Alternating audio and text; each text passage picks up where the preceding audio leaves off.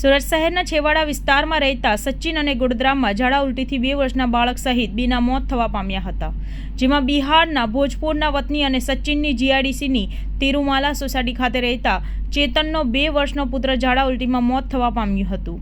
બાળક વિષ્ણુને અચાનક જ ઝાડા ઉલટી થવા માંડ્યા હતા, જેને ઉનપાટિયા ખાતેના ખાનગી ક્લિનિકમાં વિષ્ણુને સારવાર માટે લઈ જવામાં આવ્યું હતું, જ્યાં વિષ્ણુની વધુ તબિયત બગડતા તેનું મોત થવા પામ્યું હતું.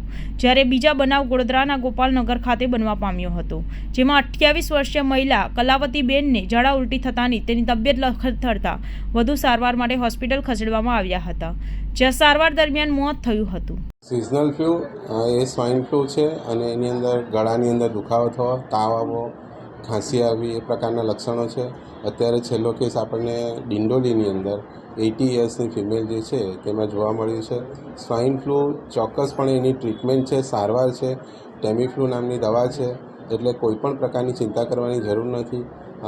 વાયરલ ઇન્ફેક્શન છે એટલે જે પણ કેસીસ આવે છે તો તાત્કાલિક કોર્પોરેશન દ્વારા ત્યાં ટીમ મોકલવામાં આવે છે. એના ફેમિલી કોન્ટેક્ટ, એના સોશિયલ કોન્ટેક્ટ અને એના ઇવન જે કમર્શિયલ કોન્ટેક્ટ છે એટલે જ્યાં કામ કરે છે એ બધા જ ક્લોઝ કોન્ટેક્ટને આપણે પ્રિકોશનલી સારવાર આપીએ છીએ અને એના લક્ષણો પણ તપાસીએ છીએ અને જરૂર લાગે તો આપણે એ લોકોના ટેસ્ટ કરાવીએ છીએ. તો સ્વાઇન ફ્લૂ એનાથી ગભરાવાની જરૂર નથી અને ચોક્કસ એની સારવાર ઉપલબ્ધ છે.